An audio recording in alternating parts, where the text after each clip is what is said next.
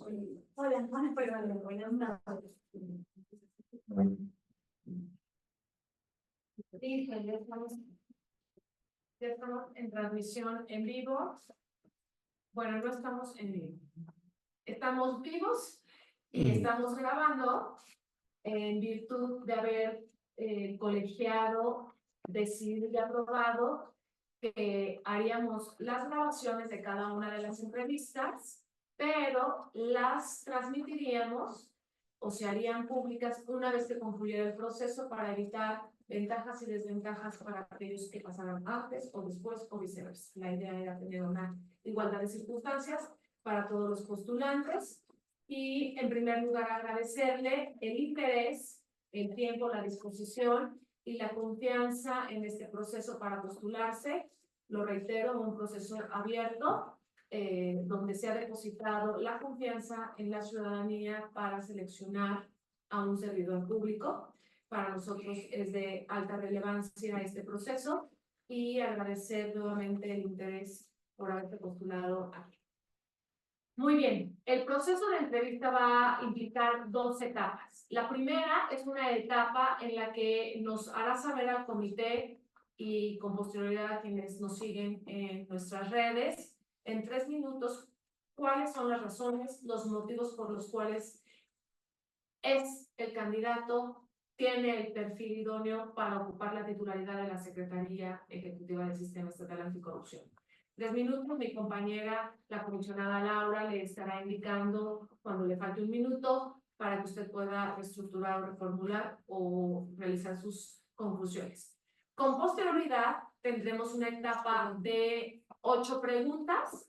Usted tiene 7 recipientes. En cada recipiente tiene aleatoriamente algunos números de preguntas. Iremos una a una.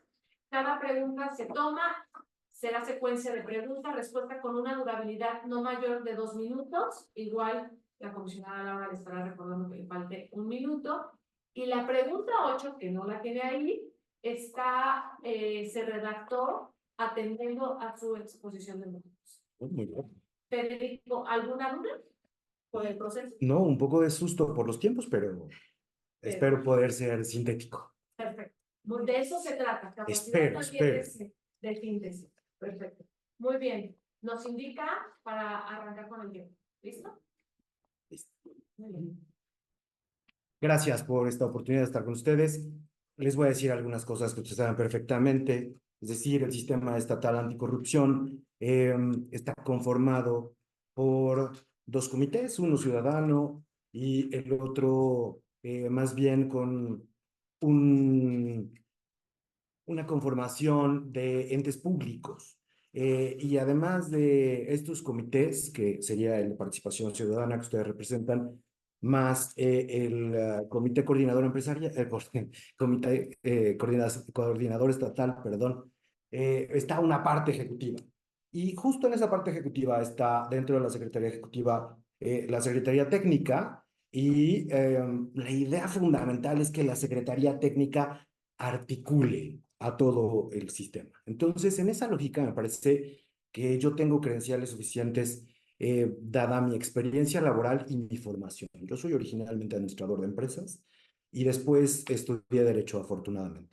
Entonces, como administrador he podido desarrollarme en varias cosas. En particular, les quiero platicar que fui delegado federal de la Procuraduría Federal de Protección al Ambiente, donde tenía yo muchas responsabilidades, incluso de sanción, de promoción, de protección, etcétera. Y ahí tuve la fortuna de manejar presupuesto, manejar un equipo de más de 50 personas, etcétera.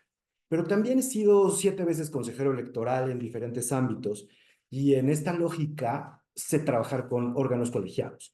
Entiendo perfectamente que una de las cosas más importantes de la Secretaría Técnica tiene que ver no solo con estar presente en cada uno de estos ámbitos que ya les he platicado, sino articularlos de la mejor manera y sobre todo hacer que las cosas sucedan. Por eso está dentro de la Secretaría Ejecutiva, pero tiene que ver con ustedes, tiene que ver con los entes públicos, etcétera. Entonces, en esta lógica, me parece que mi paso tanto por la Comisión de acceso a la información pública y protección de datos del Estado, como por los órganos electorales, me da la posibilidad de entender cómo funcionan los órganos colegiados. Incluso dentro de la materia electoral es más complejo, no solo en pleno se funciona, sino también en comisiones, perdón, y tuve la oportunidad de dirigir bastantes, entre ellos el Comité de Transparencia. Entonces, hay varios elementos que abonarían muchísimo en el combate a la corrupción. Agradezco muchísimo también porque en este día estamos conmemorando el 10º aniversario de la Noche de Iguala y es indispensable el combate a la corrupción, es algo que tendría que ponernos a todos los mexicanos de cabeza y pues además intentar ser muy valientes como lo son ustedes. ¿Lo logré? Sí. Ay, muy bien, gracias. Muy bien. Ahora vamos con otro reto, el de los 2 minutos. Pero es por cada uno, ¿no? Así es. Correcto. Entonces empiezo con el uno. Sí, porque es- Ustedes me dicen. y el- Dice 1.4. Muy bien.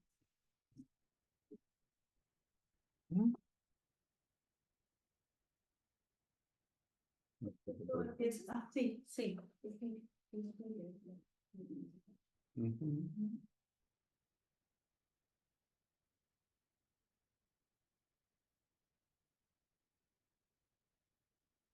Por favor, coménteme usted algún proyecto o experiencia de trabajo en donde haya aplicado sus conocimientos y habilidades en la administración de recursos y la coordinación del equipo de trabajo.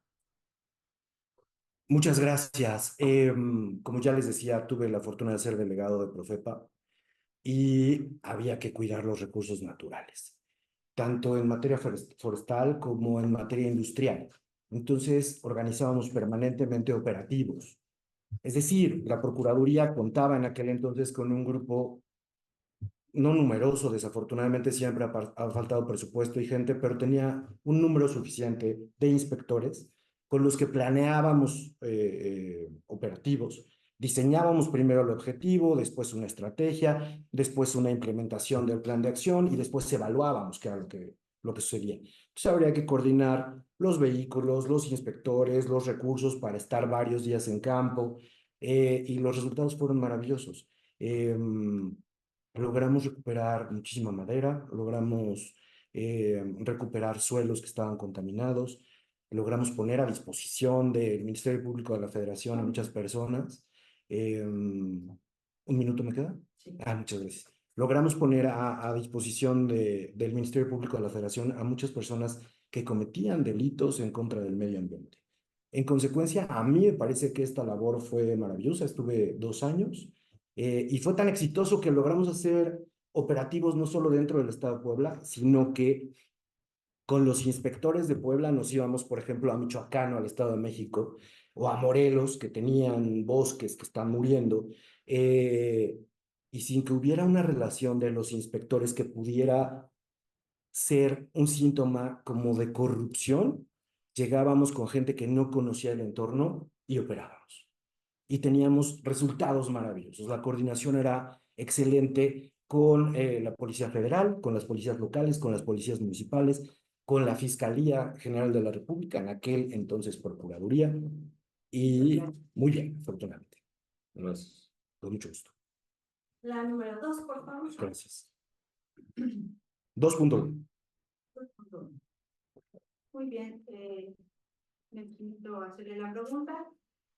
Y lo que necesitamos saber es que por favor nos comente cuál es la opinión que le merece la actual estructura que tiene la Secretaría Ejecutiva. Me parece que es interesante lo que pude notar en el organigrama que está colgado en el sitio de la Secretaría es que hay un área encargada de vinculación, otra de tecnología, un área jurídica y otra administrativa, más la de transparencia, y esto se va desdoblando administrativamente.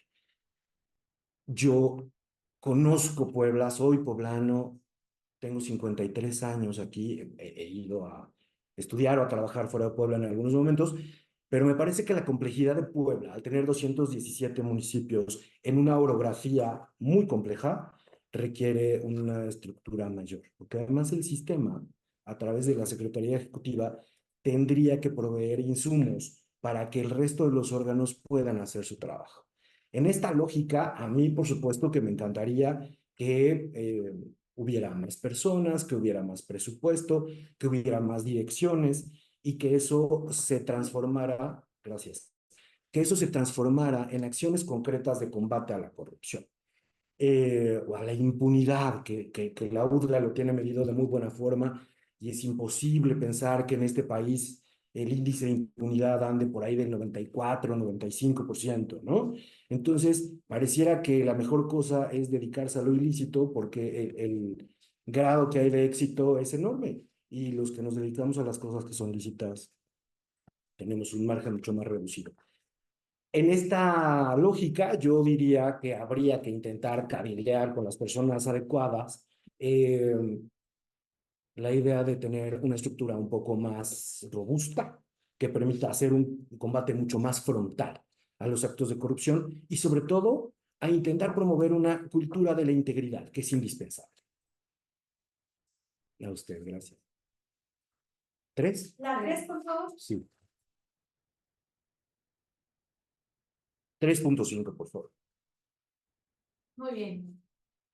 ¿Cuáles son los instrumentos de planeación del Sistema Estatal Anticorrupción que utilizaría para diseñar estrategias que contribuyan al cumplimiento de los objetivos legales o del sistema?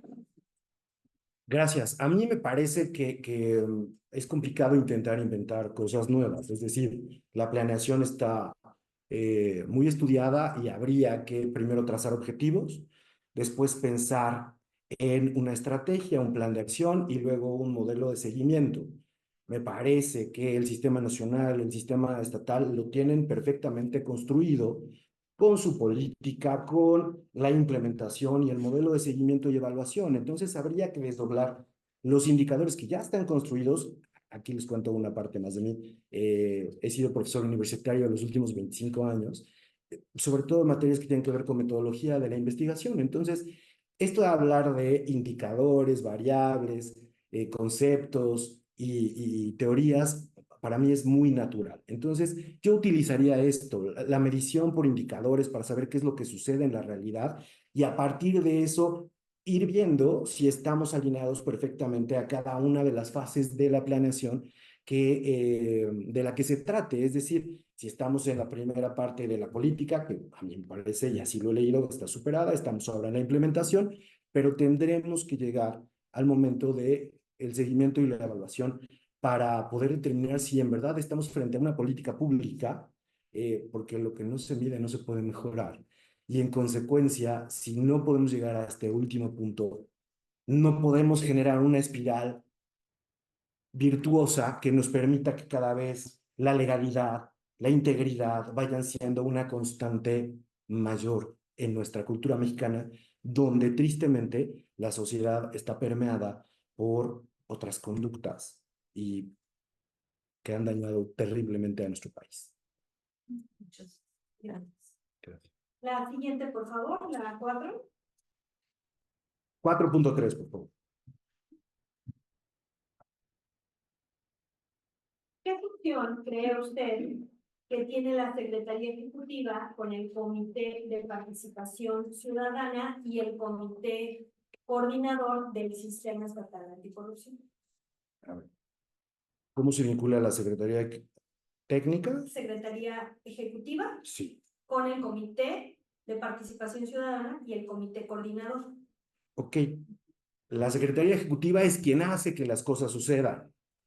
Ustedes, los ciudadanos valientes, trazan directrices. Y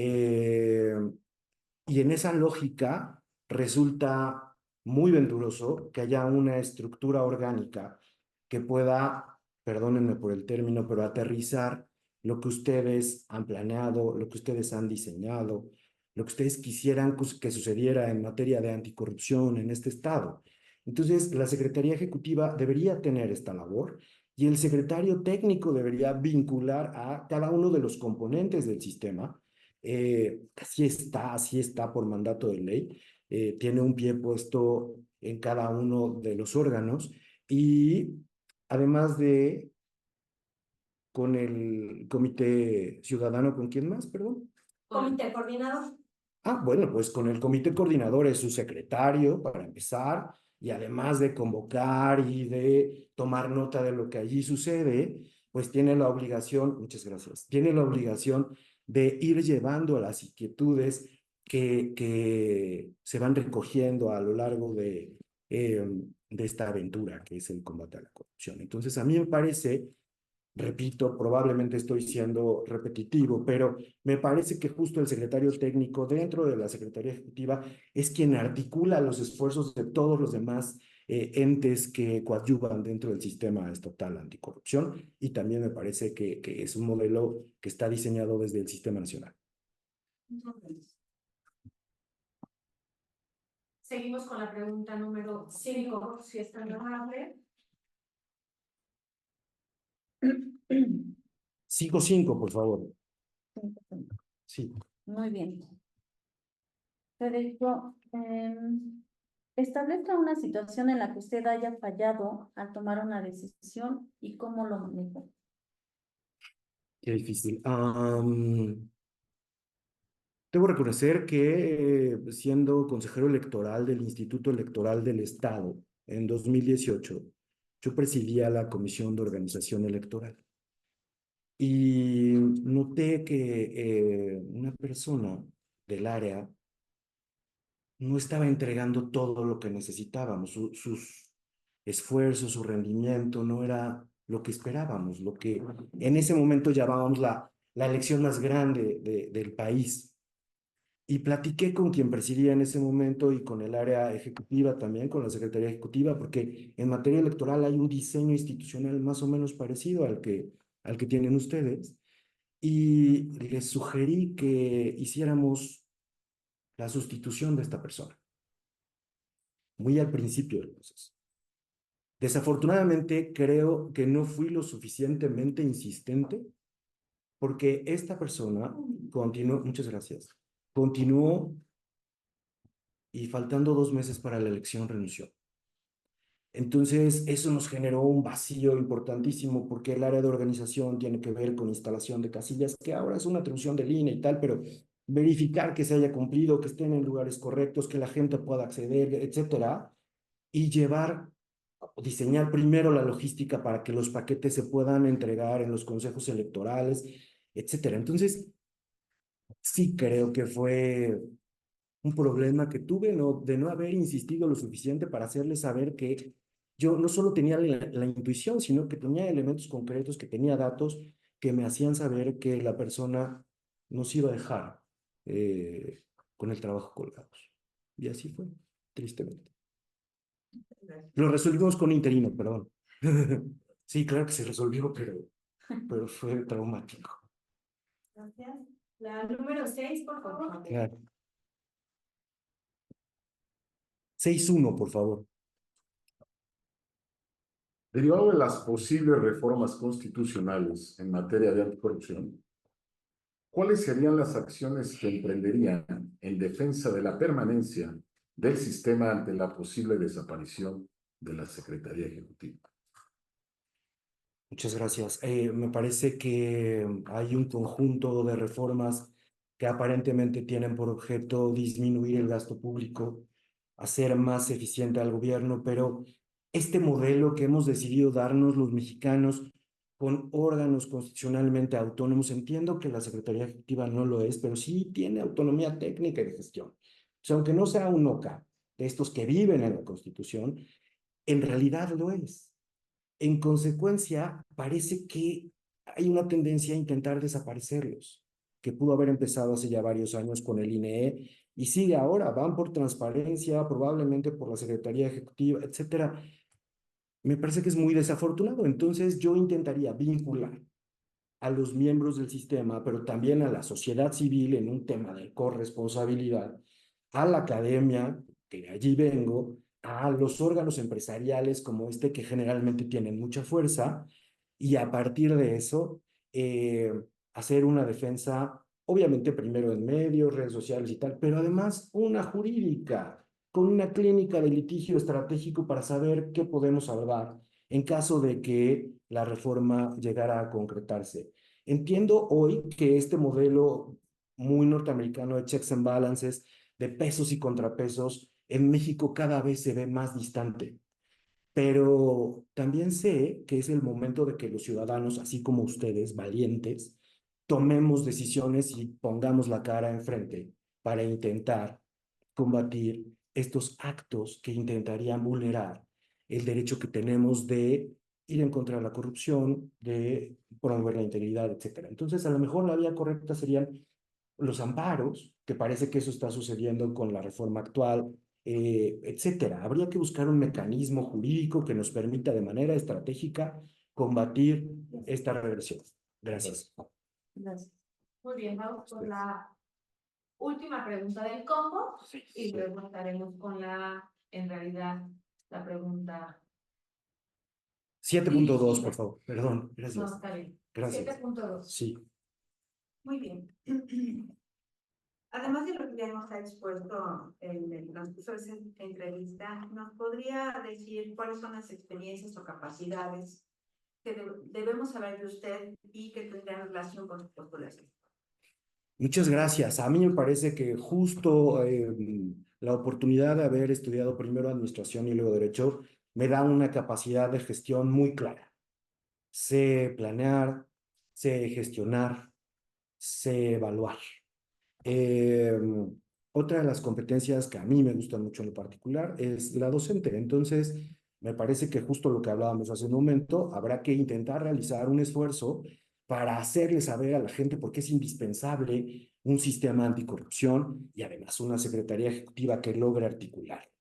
Eh, También podría yo decirles que naturalmente soy líder y ofrezco una disculpa por hablar en primera persona, porque alabanza en boca propia es vituperio, pero es el formato de la entrevista. Entonces, sigo hablando de mí y les digo que soy un líder nato, pero además un líder colaborativo. Entiendo perfectamente que cada proceso tiene tramos de responsabilidad distintos y se los comunico perfectamente a las personas de mi organización y periódicamente evalúo que se vayan cumpliendo las metas y los objetivos propuestos para que no haya desviaciones y en el caso de que notemos una, lo regresemos al objetivo original.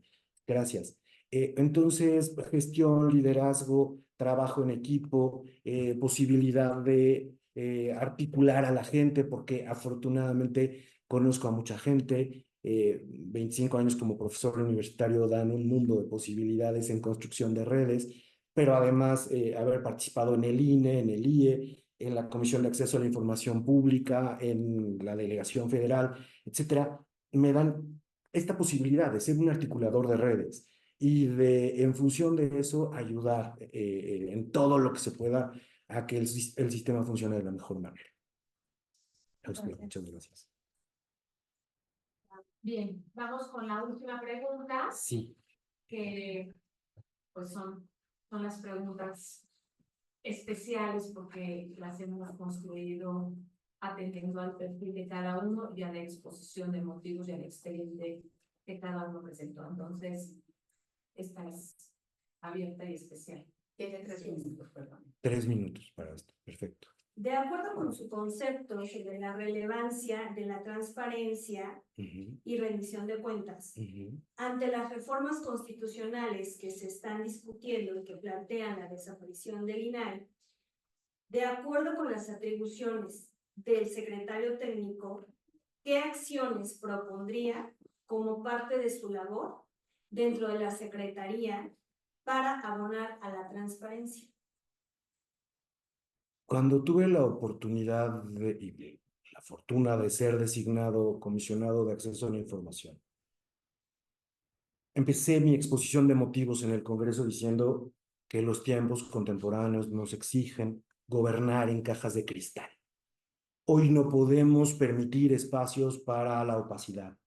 Hoy no podemos permitir rendijas o huequitos para que se cuele la corrupción, la impunidad. En esa lógica, la primera medida sería que todo lo que sucediera en la Secretaría Ejecutiva y en la Secretaría Técnica sería de frente a la sociedad, de manera clarísima.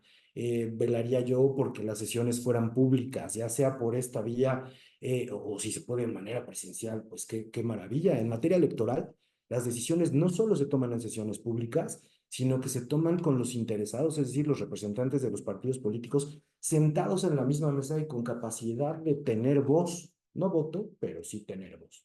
Entonces, a mí me parece que si vamos haciendo una especie de collage de estas posibilidades, de tener una persona que sabe articular redes, pero también trabajar en equipo, pero también conoce de transparencia, pero no solo transparencia, sino derecho de acceso a la información, protección de datos personales, gobierno abierto, habría, ya les decía yo, una especie de espiral virtuosa donde vayamos construyendo cada vez más transparencia, más derecho de acceso a la información, mejor protección de datos personales, que en México también ha sido un problema, y luego nos enteramos que nuestros datos están en Tepito porque alguien vendió un padrón electoral, etcétera. Entonces, la defensa empieza por el buen trabajo, por demostrar que la labor de la Secretaría Ejecutiva y de la Secretaría Técnica son indispensables, que no es algo de lo que podamos prescindir, pues porque es caro. La realidad es que si observamos, gracias, si observamos el presupuesto, el impacto de los órganos autónomos, en particular el de la Secretaría Ejecutiva, es muy menor. Entonces, a mí me parece que haciendo una medición de los riesgos por la desaparición de la Secretaría Ejecutiva contra los beneficios de tenerla, y eso plantearlo en un documento bien hecho donde se invita a la sociedad civil, a la academia, donde los ciudadanos, donde las personas que representan a los entes públicos del comité coordinador estatal, etcétera, puedan participar, nos daría una fortaleza muy importante para que no suceda lo que se prevé que en algún momento podría pasar, que es la extinción del órgano. Gracias a ustedes. Muchas gracias. Como lo mencionamos al inicio de esta etapa, de este proceso, con esta última pregunta estaríamos concluyendo esta etapa de entrevista. Estaremos, de acuerdo a la metodología, puntualmente publicando los resultados y con posterioridad también estaremos publicando, más bien retransmitiendo la grabación de las entrevistas. Nuevamente agradecer el interés, el tiempo, la disposición y la confianza en el Comité Estatal para postularse para la Secretaría Ejecutiva o para la titularidad. Les deseamos también de igual manera que a los demás postulantes éxito, y nosotros pues tendremos una gran tarea y un gran reto aquí. Muchas gracias nuevamente, lo acompaño. El agradecido soy yo. Por favor, no se dejen en su labor valiente. Necesitamos ciudadanos comprometidos. Les agradezco mucho. Buenas noches.